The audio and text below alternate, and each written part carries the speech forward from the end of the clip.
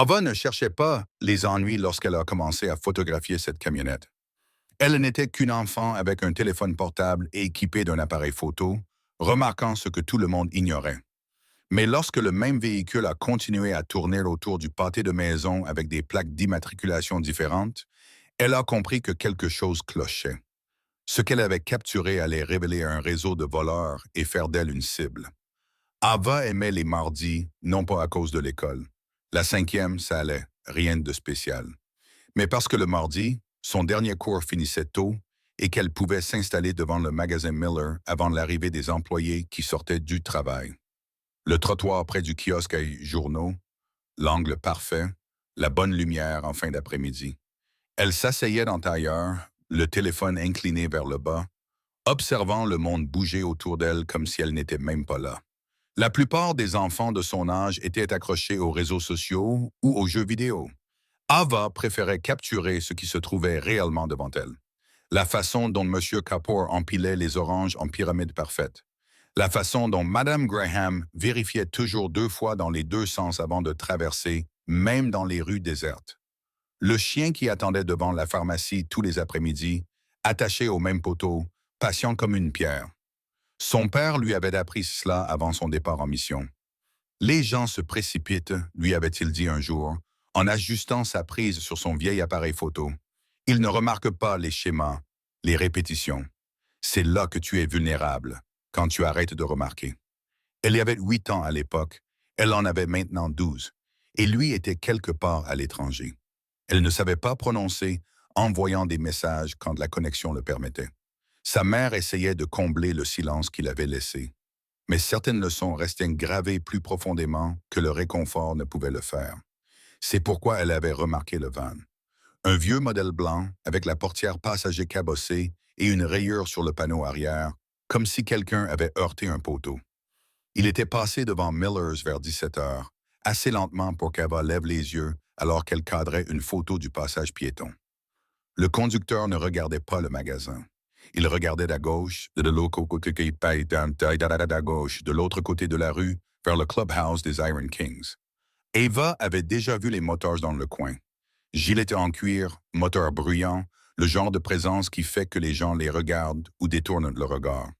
Sa mère disait qu'ils restaient entre eux, qu'ils tenaient un garage légal et qu'ils aidaient à la collecte de jouets du quartier chaque mois de décembre.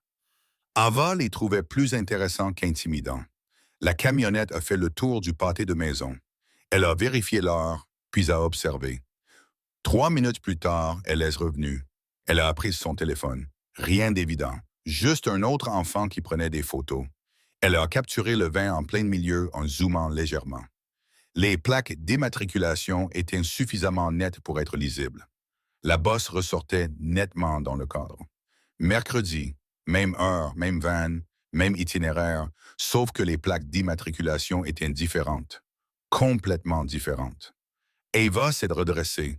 Elle a feuilleté ses photos, les comparant. Même éraflure, même motif de bosse, plaques différentes. La voix de son père lui est revenue à l'esprit. Les schémas sont importants. Les changements au sein d'un schéma sont encore plus importants.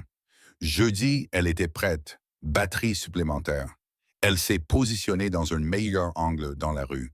La camionnette est apparue plus tôt que la veille. Le schéma était rompu. Quelque chose avait changé.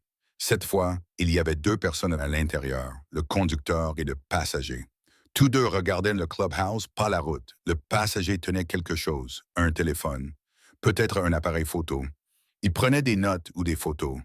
Ava a tout capturé. Des plans larges, des gros plans, l'autocollant sur le pare-choc qui disait Sure Life un jour et qui avait disparu le lendemain. Des horodatage sur chaque image. Vendredi, elle avait une galerie qui racontait une histoire qu'elle ne comprenait pas encore tout à fait. Mais son instinct, l'instinct de son père, lui disait que c'était important. Vendredi après-midi, 3 membres des Iron Kings se tenaient devant leur bâtiment en fumant, riant de quelque chose. Ava ne leur avait jamais parlé, ne connaissait pas leur nom, mais elle savait que l'hésitation avait tué Clarity. Elle s'est approchée. Le plus proche, chauve, aux larges épaules et au tatouage tribal qui lui remontait le long du cou, l'a regardée avec plus de surprise que de suspicion. « Je peux t'aider, petite? » Le cœur d'Ava battait à tout rompre, mais sa voix était calme. Je peux avoir le numéro de quelqu'un qui s'occupe de la sécurité? Les hommes ont échangé des regards. L'un d'eux a souri, curieux. Pourquoi? Elle brandit son téléphone. Je pense que quelqu'un vous surveille. Cela attira leur attention. Le chauve s'accroupit à sa hauteur, le visage désormais sérieux. Montre-moi. Ava fit défiler les photos lentement, méthodiquement. La camionnette de mardi, l'échange de plaques d'immatriculation de mercredi, le passager de jeudi avec l'appareil photo. L'autocollant modifié de vendredi, elle les avait classés dans un dossier.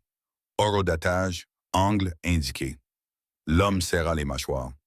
Qui êtes-vous, Ava? Je prends juste des photos. J'ai remarqué ça et ça m'a semblé louche. Il l'observa longuement. Puis il sortit son téléphone.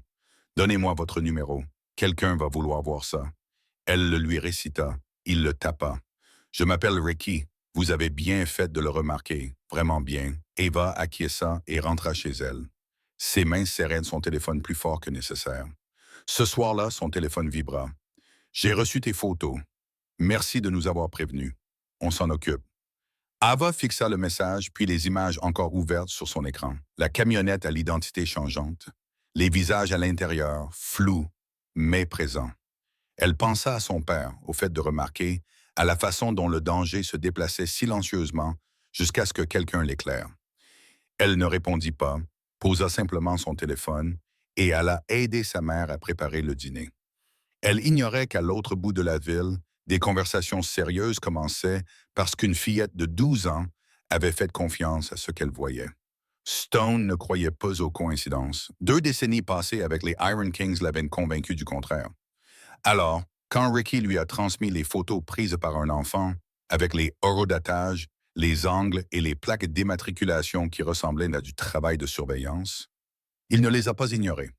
Il a convoqué une réunion.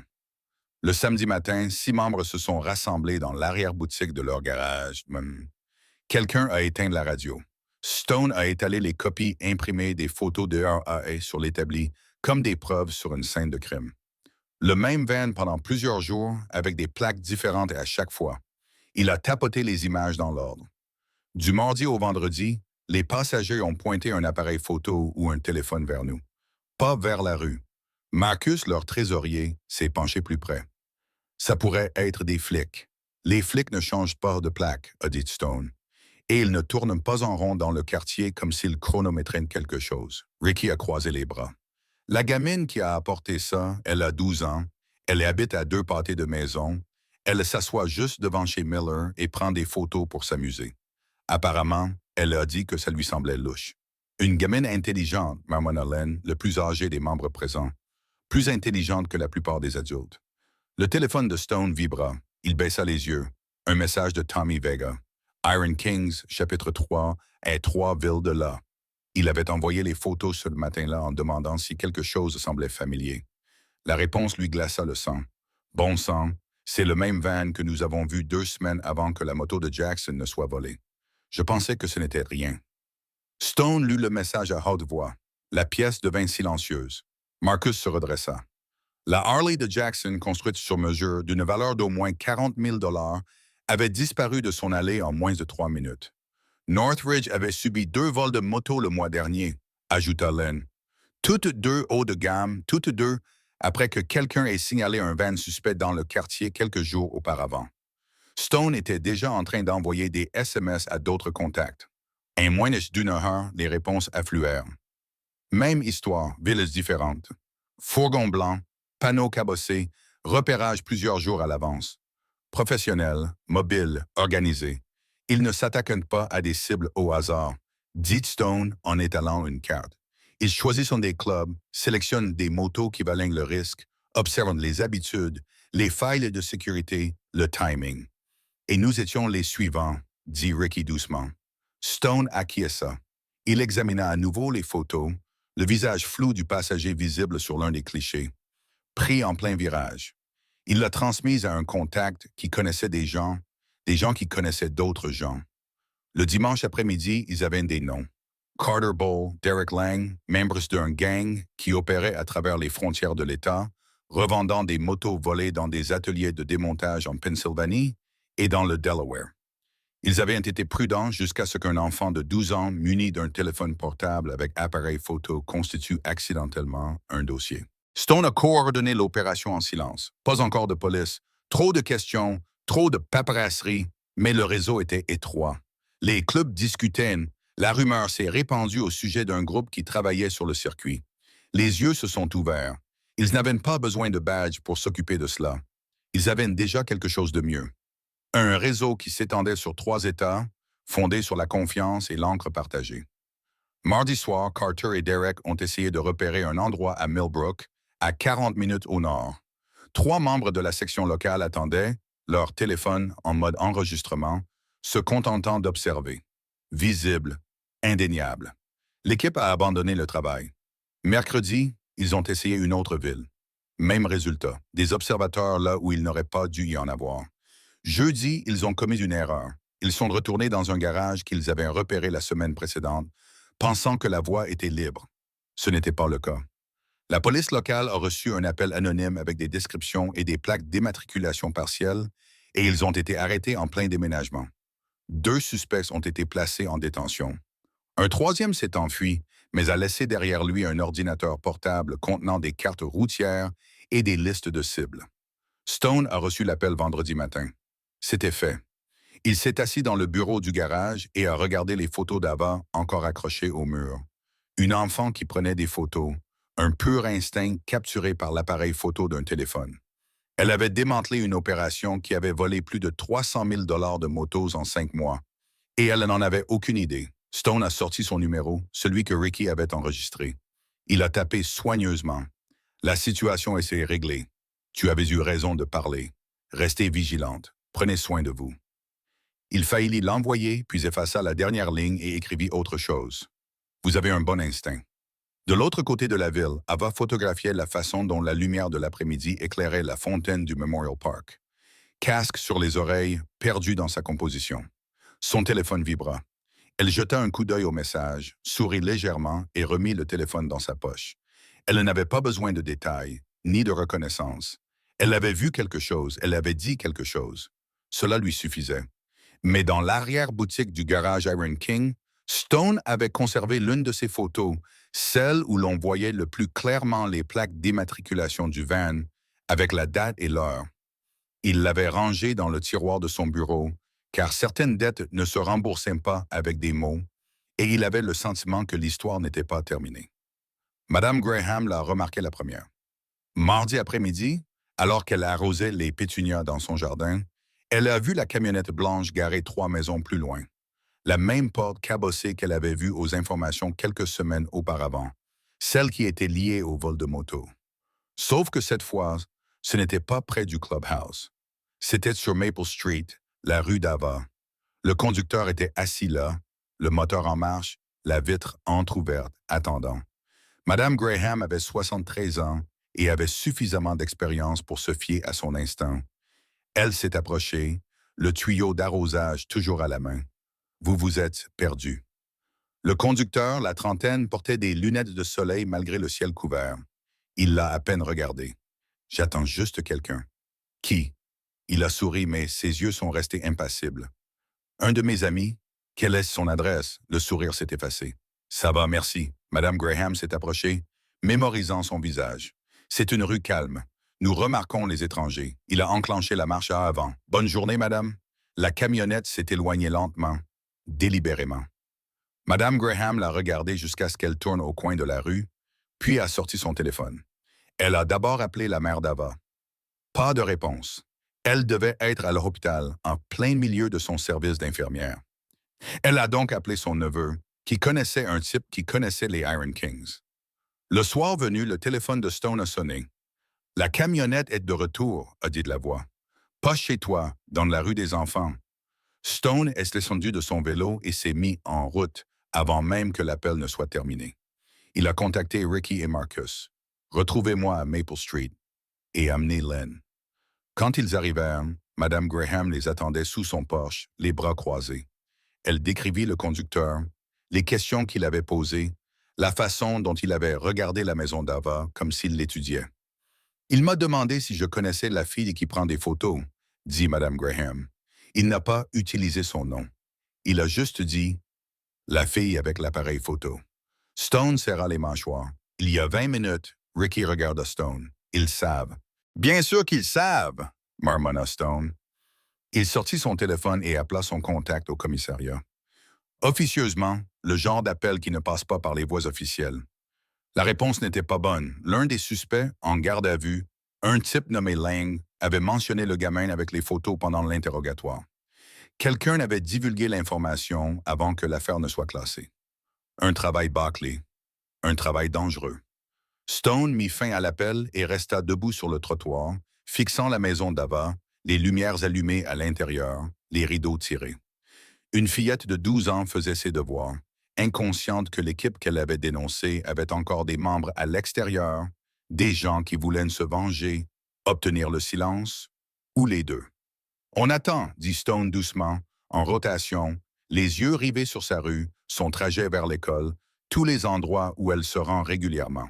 « Pendant combien de temps ?» demanda Marcus. « Aussi longtemps qu'il le faudra. » Le lendemain matin, Ava se rendit à l'école comme d'habitude. Elle ne remarqua pas la moto garée 2 pâtés de maison derrière elle. Elle ne vit pas Len appuyé contre une vitrine, son téléphone à la main, suivant ses mouvements. À l'heure du déjeuner, elle s'assit à la bibliothèque pour retoucher des photos. Dehors, Marcus était assis dans son camion de l'autre côté de la rue, la vitre entr'ouverte, observant l'entrée. Après l'école, elle s'est arrêtée chez Miller, son endroit habituel. Ricky était à l'intérieur en train d'acheter du café, mais il ne voulait pas être placé à un endroit où il pouvait voir le trottoir à travers la fenêtre. Ava n'a rien remarqué. Son monde était toujours fait de lumière, d'angles et de la prochaine bonne photo, mais sa mère a remarqué quelque chose. Jeudi soir, Sarah est rentrée du travail et a trouvé des pierres posées sur les marches de son Porsche. Elle s'est figée, les clés à la main. « Il faut qu'on parle », a-t-il dit en se tenant à l'intérieur. Il lui expliqua tout. La camionnette, l'équipe, la fuite, ce que cela signifiait. Les mains de Sarah tremblaient. Elle a 12 ans. Elle a juste pris des photos.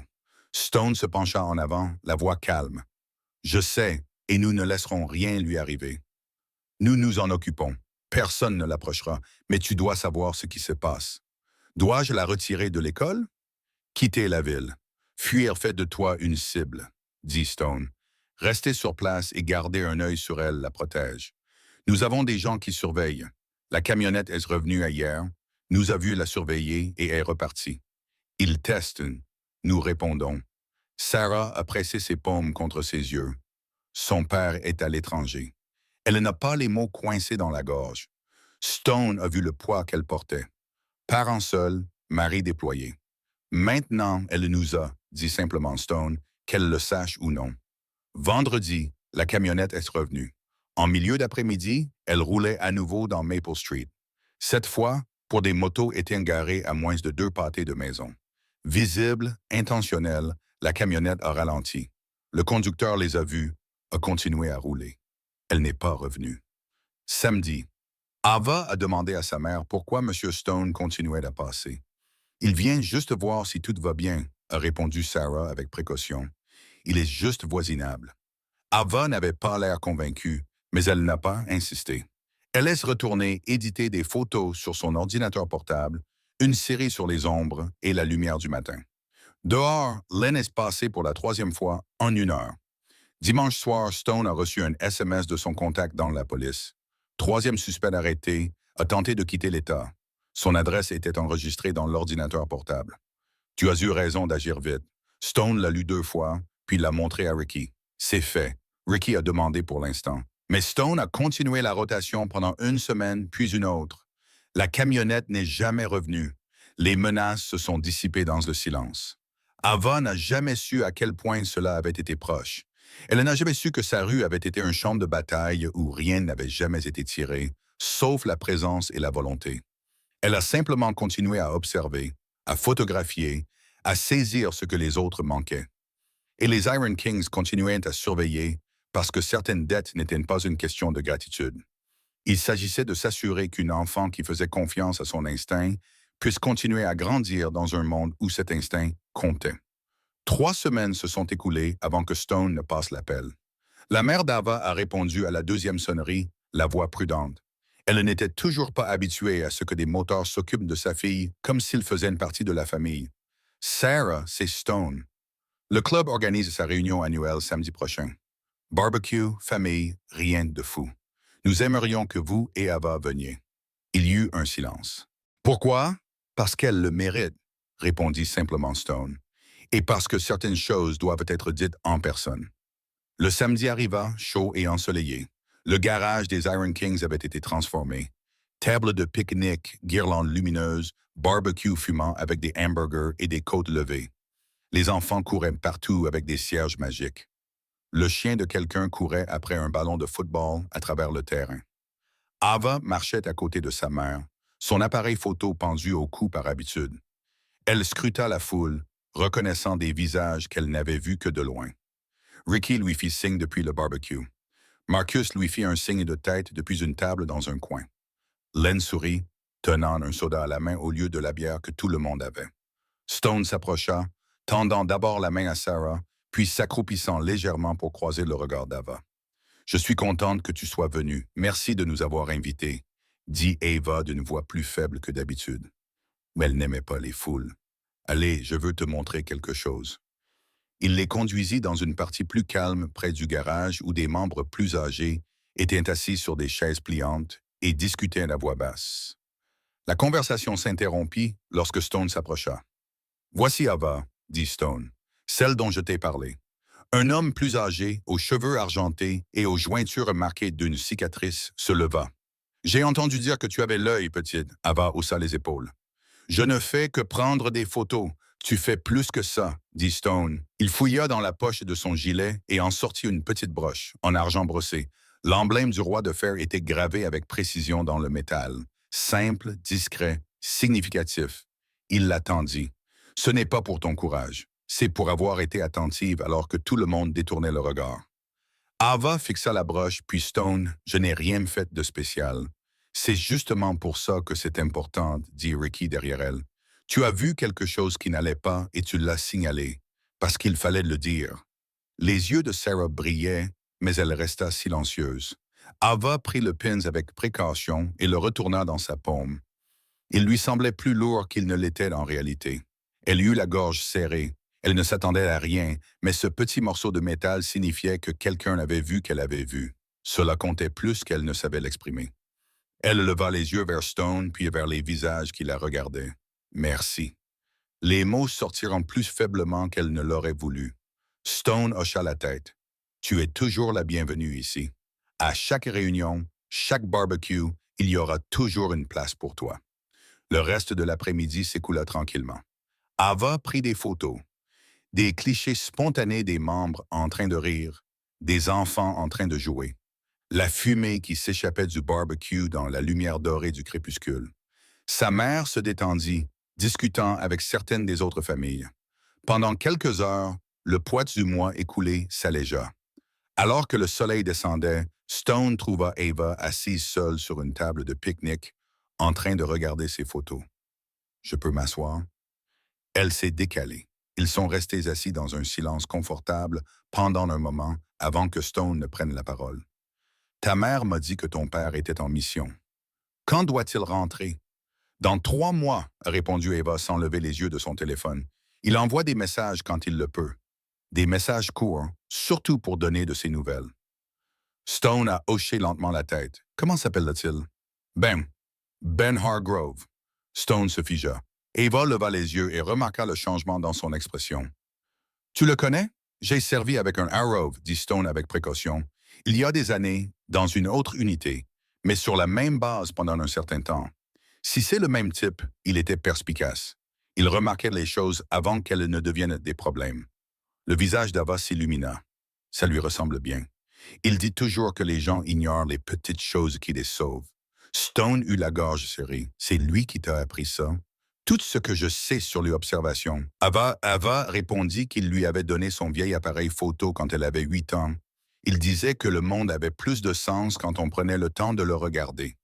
Stone resta silencieux pendant un long moment. Puis il prit son téléphone et fit défiler de vieilles photos jusqu'à ce qu'il en trouve une. Une photo de groupe avec le désert en arrière-plan, des soldats et leur équipement tactique. Il zooma sur un visage au deuxième rang. C'est lui. Va se pencha, les yeux écarquillés. C'est mon père. Stone fixa la photo, puis la jeune fille à côté de lui. La fille de Ben, l'enfant qui avait hérité de son instinct, de son souci du détail, de son courage tranquille. Le monde est petit, dit Stone doucement, quelque chose bougeant derrière ses yeux. Tu le connaissais bien, assez pour lui faire confiance dans les situations difficiles.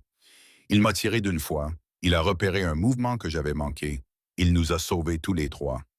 Stone rangea son téléphone dans sa poche. C'est un homme bien. Tu as ses yeux. Je veux dire, ta façon de voir les choses, sourit Ava. Un vrai. Il dirait probablement la même chose que toi. Que faire attention n'a rien d'exceptionnel. Mais ça l'est, dit Stone. La plupart des gens traversent le monde sans voir ce qui se trouve juste devant eux. Ton père voyait des choses. Toi aussi. Ils s'assirent ensemble, tandis que la lumière déclinait et que la fête touchait à sa fin autour d'eux. Sarah les trouva finalement et leur dit qu'il était temps de partir. Stone les accompagna jusqu'à leur voiture. Avant qu'Eva ne monte, il posa une main sur son épaule. Quand ton père rentrera, dis-lui que Stone de Kandahar lui passe le bonjour et que sa fille le rende fier. Ava acquiesça, serrant la broche dans sa main. Sur le chemin du retour, Sarah regarda sa fille dans le rétroviseur. « Ça va? » « Oui, répondit Ava doucement, en regardant par la fenêtre. « Je pense que papa les aurait aimés. »« Je pense aussi. » La broche trouva sa place sur le bureau d'Ava, à côté du vieil appareil photo de son père. Elle continua à photographier sa rue, son école, les moments où les gens se pressaient. Elle continua à observer. Et chaque mois, lorsque les Iron Kings se réunissaient, une chaise l'attendait. Parfois elle venait, parfois non, mais la chaise était toujours là, lui rappelant qu'il était important d'être attentive, que les actes de courage discrets n'avaient pas besoin d'applaudissements, que certaines familles n'étaient pas fondées sur les liens du sang, mais sur le respect. Ava n'a jamais cherché à être une héroïne. Elle a simplement prêté attention à ce que les autres ignoraient. Que feriez-vous si vous remarquiez quelque chose d'anormal dans votre quartier? Le signaleriez-vous ou passeriez-vous votre chemin? Donnez votre avis dans les commentaires ci-dessous. Et si cette histoire vous a ému, cliquez sur j'aime et abonnez-vous à Embrace the Journey pour découvrir d'autres histoires vraies, incroyables, sur le courage au quotidien. À bientôt dans notre prochaine vidéo.